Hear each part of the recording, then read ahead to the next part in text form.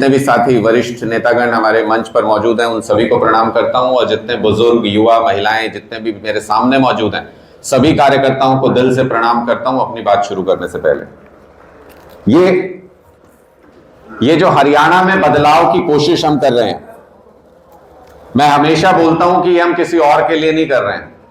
अगर किसी को ये लगता हो कि ये हम बहुत बड़ी क्रांति कर रहे हैं, किसी और के लिए कर रहे हैं या देश में बदलाव के लिए कर रहे हैं, तो पहले एक बार जरा सोचिएगा, अपने मन में सोचिएगा, ये हम अपने लिए कर रहे हैं। सबसे पहले आप कैसे देश में रहना चाहते हैं, कैसे हरियाणा में रहना चाहते हैं, कैसी सुविधाएं चाहते हैं। तो जैसी आप सुविधाएं चाहते हैं, आपके कार्यकर्ता होने का क्या फायदा होता है? कार्यकर्ता होने का फायदा यह होता है कि जैसी भी आप सुविधाएं चाहते हैं, जैसा राज्य चाहते हैं, जैसा देश चाहते हैं, उसको बनाने के लिए आप काम कर सकते हैं। यह फर्क होता है कार्यकर्ता में और आम जनता में।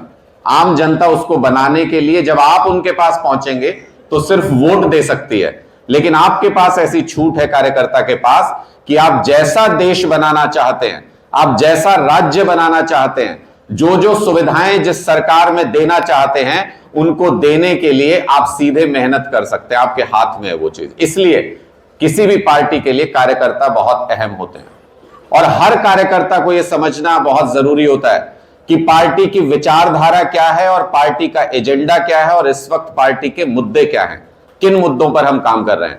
मुझे पूरा विश्वास है कि आज आयोजन समिति ने ये सारे मुद्दों पर चर्चा की होगी कि आज ये आयोजन किया क्यों गया।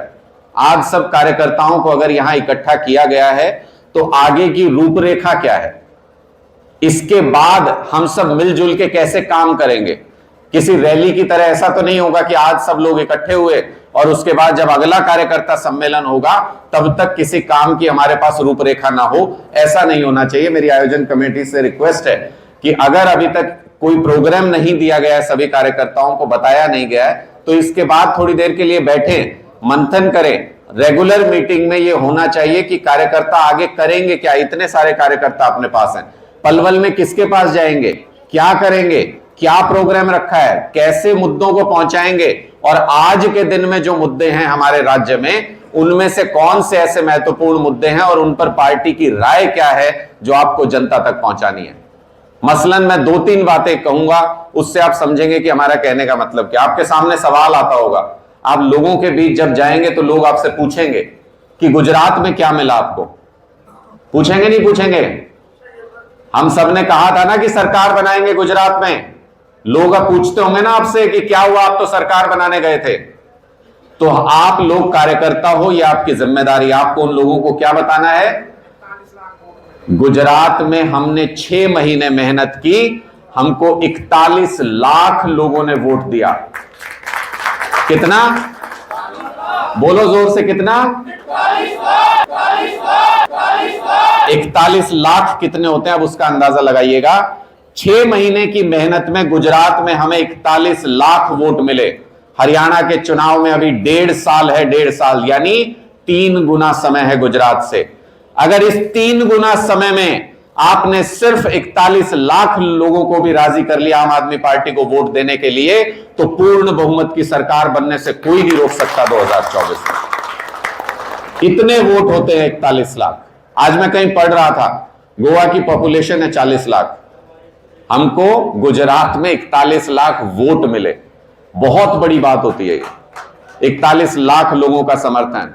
और आप एक और चीज भी तो देखिए कि ऊपर वाला चलाता है ना ये पूरी दुनिया। कितने लोग मानते हैं कि ऊपर वाला चला रहा है ये पूरी दुनिया? सब मानते हैं ना। ऊपर वाले का इशारा समझिए। ये भी तो अजब संयोग है, हम किसी और राज्य में भी, हम इतने राज्यों में चुनाव लड़े, हम कहीं और से भी तो नेशनल पार्टी बन सकते थे। ये ऊपर वाले का इशारा नहीं है क्या कि भारतीय जनता पार्टी के सबसे बड़े नेता, देश के प्रधानमंत्री नरेंद्र मोदी के घर से नेशनल पार्टी बन के निकली आम आदमी पार्टी। ऊपर वाला यह इशारा कर रहा है कि वक्त बदल रहा है, वक्त का पहिया घूम रहा है, और जब जिस विचार का वक्त आ जाए उसको कोई रोक नहीं सकता। सुबह सूरज निकलने से कोई रोक सकता है क्या? शाम को सूरज ढलने से कोई रोक सकता है क्या? सर्दी का मौसम आए तो ठंड आने से कोई रोक सकता है क्या? गर्मी के मौसम में गर्मी आने से कोई रोक सकता है क्या? इसी तरह से जिस विचार का समय आ जाए उसको कोई रोक नहीं सकता। और आज के दिन में आम आदमी पार्टी के विचार का समय आ चुका है। हरियाणा में भी और पूरे देश में भी सरकार बनने से कोई ताकत रोक नहीं सकती। हमको बस अपने मुद्दों पे पकड़ रखनी है। हमको बस लोगों तक उन मुद्दों को पहुंचाना है कि आखिर हमने किया क्या है, हम करते क्या हैं, किस लिए ये भारतीय जनता पार्टी और कांग्रेस वाले लोग इतने परेशान रहते हैं, नाराज रहते हैं हमसे। एक ही एजेंडा है पूरी भारतीय जनता पार्टी का और कांग्रेस का। जहां भी आप जाएंगे, कांग्रेस वाले तो खैर फिर भी हमारी नकल करने की कोशिश करते हैं कि जगह जगह पर वो भी फ्री देने का ऐलान करते हैं। दे नहीं पाते, दे नहीं सकते, ना दे पाए आज तक। कौन दे पाता है फ्री सर्विसेज? सिर्फ अरविंद केजरीवाल दे पाते हैं। यह आपकी पार्टी की खूबी है। यह हुनर उनको ऊपर वाले ने उन्हीं को बख्शा है और किसी को नहीं बख्शा। और पढ़े लिखे हैं, सबसे बड़ी बात कि पढ़े लिखे हैं, योजनाएं बना सकते हैं। बहुत सारी हमारी योजनाओं के बारे में, बहुत सारी बातों के बारे में अफवाहें लोगों के बीच में उड़ती हैं। कार्यकर्ता का काम क्या है? कार्यकर्ता का काम है, जो सीनियर नेता है वो बैठ के चर्चा करें कि इनके बारे में क्या हमें जवाब देना चाहिए। और कार्यकर्ता का काम है कि गली गली में, मोहल्ले मोहल्ले में, हर नुक्कड़ चौराहे पे जहां भी लोग खड़े और जहां भी आपसे ये सवाल किया जाए, पुरजोर तरीके से उस झूठी अफवाह का जवाब दिया जाए। मैं आपको 2-3 बातें और बताऊंगा आपको जो सुनने में आती होंगी। क्या कहते हैं ये लोग? बीजेपी वाले लोग कहते हैं फ्री दे के बर्बाद कर देगा केजरीवाल, फ्री दे के देश बर्बाद कर देगा केजरीवाल। कहते हैं कि नहीं कहते? यही एक एजेंडा है ना इनके पास। तो आज इनके इस एजेंडा की पोल आपके सामने खोल रहा हूं। आप लोग भी अपने पास ये हथियार रखिएगा, कहीं पर भी इस्तेमाल करना पड़े तो बताइएगा। क्या फ्री देते हैं हम लोग? दिल्ली के अंदर हम बिजली फ्री देते हैं, दिल्ली के अंदर हम हर घर में पानी फ्री देते हैं, दिल्ली के अंदर हम सरकारी स्कूलों में शिक्षा फ्री देते हैं, प्राइवेट स्कूलों से भी अच्छे सरकारी स्कूल हैं। दिल्ली के अंदर हम अस्पतालों में दवाई और ऑपरेशन और सारा इलाज फ्री में देते हैं। और दिल्ली के अंदर ये माताएं बहनें बैठी हैं, अगर ये दिल्ली में चली जाएं तो बॉर्डर में घुसने के बाद बटुए को हाथ लगाने की जरूरत नहीं है। पूरी दिल्ली में बस में कहीं से कहीं तक भी सफर करके आ जाओ, बस सर्विस फ्री में देते हैं। और क्या फ्री देते हैं दिल्ली के अंदर हम? 60 साल का अगर कोई बुजुर्ग हो जाए, ये किसकी कहानी हम सुनते थे? श्रवण कुमार की, कि वो अपने माता पिता को तीर्थ पर लेकर गए थे। एक बेटा बनकर के अरविंद केजरीवाल दिल्ली के अंदर ये करते हैं कि 60 साल का कोई भी बुजुर्ग हो, महिला हो, पुरुष हो, किसी भी तीर्थ पे जाना चाहते हो, उनके जाने का, रहने का, खाने का सारा खर्चा दिल्ली सरकार उठाती है, मुफ्त में तीर्थ यात्रा कराते हैं। ये फ्री देते हैं दिल्ली के अंदर। और क्या देते हैं दिल्ली के अंदर? 70 साल में जो किसी पार्टी ने नहीं दिया, किसी भी पार्टी के कार्यकर्ता से पूछ के देख लेना, हमारे आने से पहले किसी ने यह नहीं किया। देश के लिए शहीद तो बहुत लोग होते रहे। 1947 के बाद से लगातार बॉर्डर पर हमारे फौजी जो हैं वो खड़े रहे, शहीद होते रहे। उनकी शहादत पे किसी का पुतला बनवा दिया गया, किसी चौराहे का नाम भी रख दिया गया, लेकिन जिस परिवार ने उस शहीद को पैदा किया, उस शहीद परिवार को, उस शहीद के परिवार को 1 करोड़ रुपए की सम्मान राशि देने का काम सिर्फ और सिर्फ हमारी सरकार ने 70 साल के बाद किया। ये सारी चीजें दिल्ली के अंदर देते हैं, फ्री में देते हैं ये सारी चीजें। अब मुझे ये बताओ, हरियाणा में इनमें से कुछ भी फ्री मिलता है? जोर से बोलो। कुछ भी फ्री नहीं मिलता ना इनमें से। उसके बावजूद 3 लाख करोड़ रुपए का कर्जा है हरियाणा के ऊपर। कितना? कहां से हो गया 3 लाख करोड़ का कर्जा? ये तो कहते थे जो फ्री में दे के बर्बाद कर देंगे हम लोग। इन्होंने तो कुछ भी फ्री नहीं दिया, उसके बाद भी 3 लाख करोड़ का कर्जा है हरियाणा के ऊपर।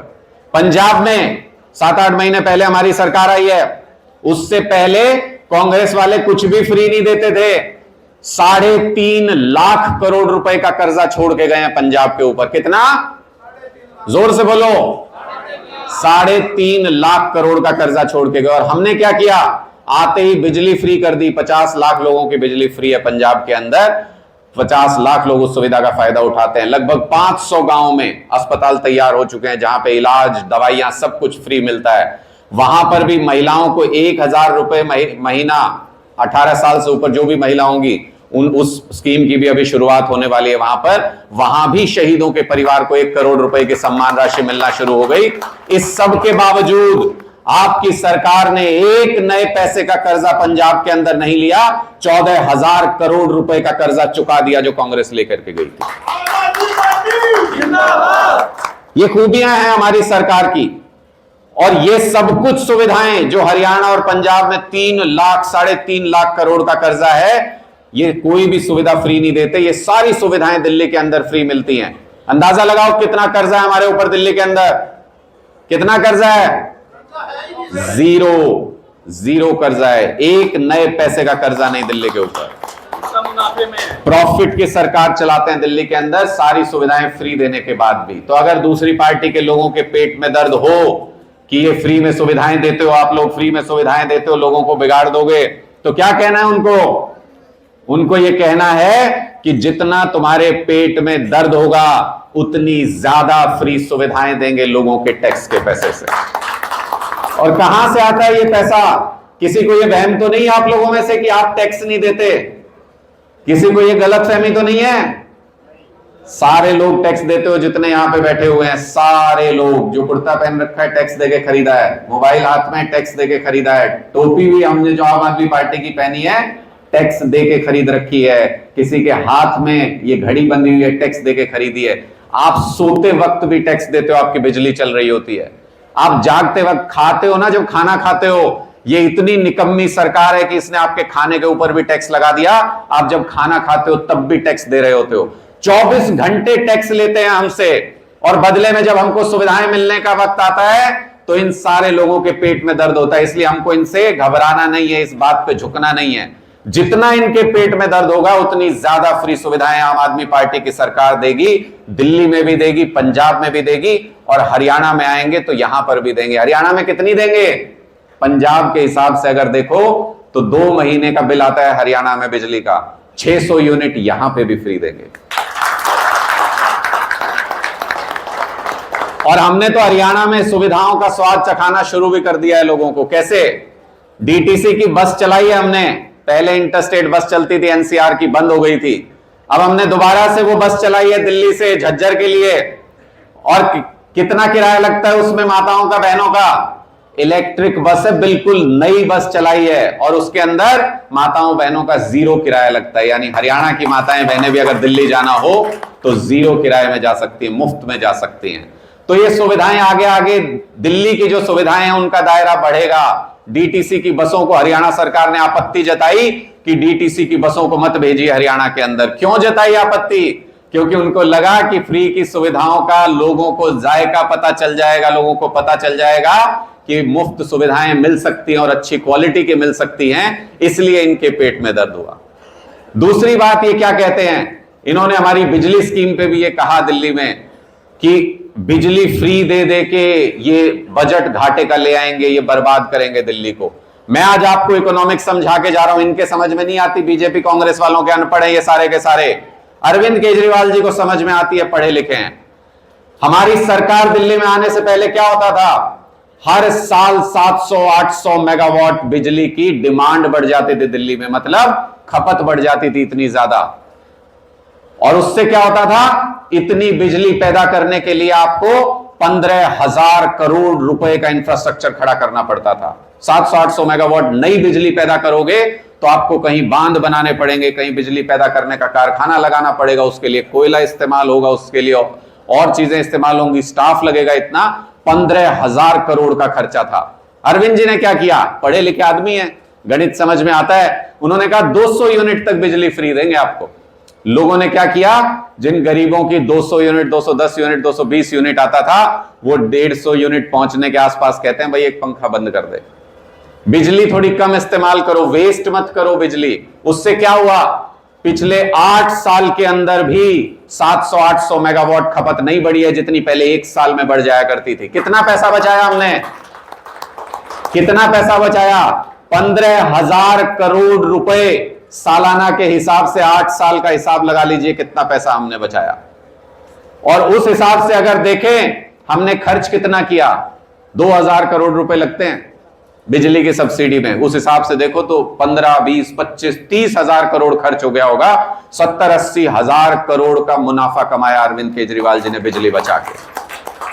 तो हमारी कोई भी स्कीम ऐसे नहीं है जिसको ये बताने की कोशिश करते हैं कि हम फ्री में बांटते हैं। दिल्ली के अंदर पानी की लगातार कमी हो रही थी, दिल्ली के अंदर आबादी जैसे जैसे बढ़ रही थी। हमारी सरकार आई, हमने कहा 20,000 यूनिट तक हम पानी फ्री देंगे, उसके बाद पैसा देना पड़ेगा। लोगों ने कम इस्तेमाल करना शुरू कर दिया, बचत करनी शुरू कर दी। आज भी उसी पानी में काम चला रहे हैं जो 8 साल पहले दिल्ली को मिलता था। इसलिए ये सारी स्कीम्स के पीछे बहुत दिमाग लगता है, बहुत मेहनत लगती है, सोच समझ के ये स्कीम लाई जाती है। इसलिए इन पार्टियों के किसी एजेंडे से घबराना नहीं है। हम अपने एजेंडे पे कायम रहेंगे और हरियाणा के अंदर भी पूर्ण बहुमत की सरकार बना के ये सारी की सारी सुविधाएं हरियाणा के अंदर भी देंगे।